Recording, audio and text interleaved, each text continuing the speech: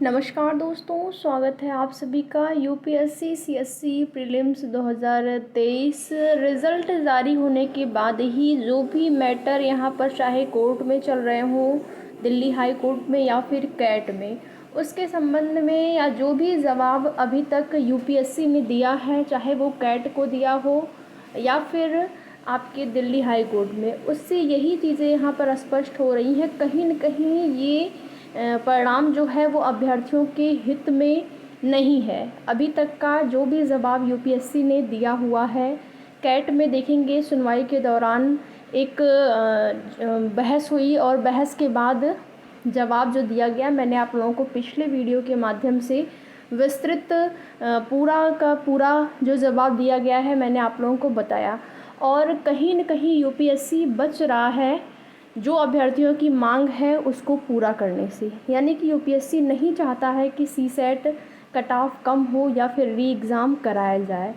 तो देखिए, यूपीएससी ने यहाँ तक कि ये भी तर्क दिया है, जवाब में ये भी कहा है यूपीएससी ने, कैट में जो सुनवाई आपकी हुई 6 जुलाई को, उस डेट फिर देखेंगे नेक्स्ट डेट जो है कैट की वो 13 जुलाई की लगी हुई है। और उस सुनवाई में जो जवाब यूपीएससी की तरफ से दिया गया 6 जुलाई को, उसमें यूपीएससी ने ये भी कहा है कि केवल कुछ अभ्यर्थियों के क्वालिफाई न होने की वजह से, सीसेट कट ऑफ पास न करने की वजह से यहाँ पर पूरे के पूरे रिज़ल्ट पर प्रभाव या पूरे के पूरे रिज़ल्ट को प्रभावित नहीं किया जा सकता है। और अगर कुछ अभ्यर्थी यहाँ पर क्वालिफाई नहीं होते हैं या कुछ अभ्यर्थी के क्वालिफाई न होने के कारण अगर वे अभ्यर्थी कोर्ट में जाएं या फिर याचिका दायर करें, तो उससे तो यही होगा कि हज़ारों याचिकाएं पड़ जाएंगी। तो यहाँ पर यूपीएससी बच रहा है, चाहे री एग्ज़ाम हो उसको करवाने में या फिर सीसेट कट ऑफ कम कराने में, यानी कि दोनों में से कोई भी ऑप्शन या कुछ भी नहीं करना चाहता है यूपीएससी। जिसमें कि यूपीएससी ने यहाँ तक कह दिया कि ये केस जो है वो कल्पना पर आधारित है। आप सभी ने देखा, अगर पिछला वीडियो आपने नहीं देखा हो तो आप लोग देख लीजिएगा, उसमें विस्तार से मैंने आप लोगों को बताया है कि किस प्रकार से जवाब यूपीएससी ने दिया है। और साफ साफ यूपीएससी ने कहा है कि सिलेबस से हटकर नहीं पूछा गया था, यानी कि यूपीएससी में जो भी प्रश्न थे आपके प्रीलिम्स के, उसमें कोई भी चेंज नहीं किया गया है, ना ही सिलेबस में चेंज हुआ था, ना ही पैटर्न में। साफ साफ तौर पर यूपीएससी ने ये जवाब दिया है। तो देखिए, ये फैसला अभ्यर्थियों के हित में नहीं है। याचिकाकर्ता जिस उम्मीद के साथ याचिका डाले थे कि सीसेट कट ऑफ कम हो जाती है तो फिर और भी अभ्यर्थियों को यहाँ पर मौका मिल जाएगा, तो ये सारी चीज़ों को अगर देखा जाए, यूपीएससी ने जो भी जवाब लगाया है वो जवाब अभ्यर्थियों के हित में नहीं है। अब सबसे बड़ा सवाल है कि क्या कोर्ट से अभ्यर्थियों की जीत हो सकती है। एक देखेंगे दिल्ली हाई कोर्ट में मामला सिद्धार्थ मिश्रा के नाम से जो याचिका पड़ी थी वो तो खारिज हो गई, वो कैट में मामला सुना गया 6 जुलाई को।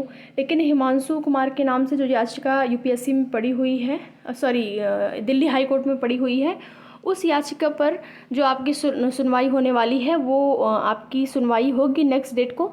और वहाँ पर अभ्यर्थियों ने देखिए ये भी मांग अभ्यर्थी कर रहे हैं कि आंसर की जारी किया जाए, और क्योंकि आंसर की जारी करने से बहुत सारी चीज़ें स्पष्ट हो जाएंगी। जब अभ्यर्थियों की संतुष्टि आंसर की में है तो फिर यूपीएससी को आंसर की जारी करने में क्या परहेज, आंसर की जारी कर देना चाहिए। जब अभ्यर्थी यही चाहते हैं कि आंसर की जारी किया जाए तो आप लोगों को चाहिए पहले ही आंसर की प्रीलिम्स रिज़ल्ट जारी होने के बाद प्रीलिम्स का आंसर की जारी कर दें।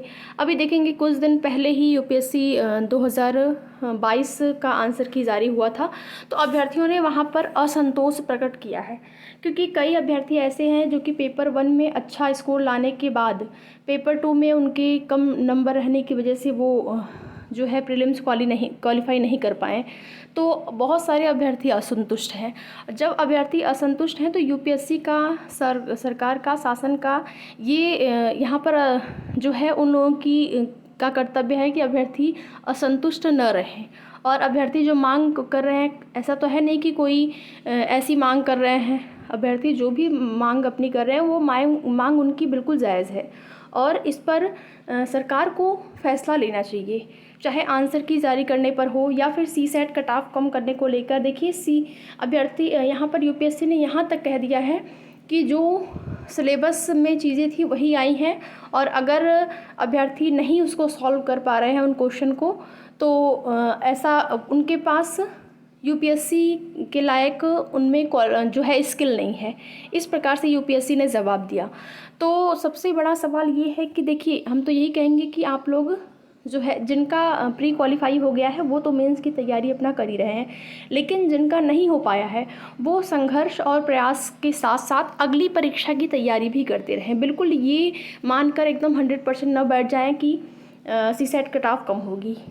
ठीक है, तो आप लोग अगली परीक्षा के लिए तैयारी भी अपनी करते रहिए, साथ साथ संघर्ष अपना भी जारी रखें। तो आगे की जो भी जैसी भी सूचना मिलती रहेगी आप सभी को उसकी जानकारी समय समय पर दी जाएगी। वीडियो में लास्ट तक बने रहने के लिए आप लोगों का बहुत बहुत धन्यवाद।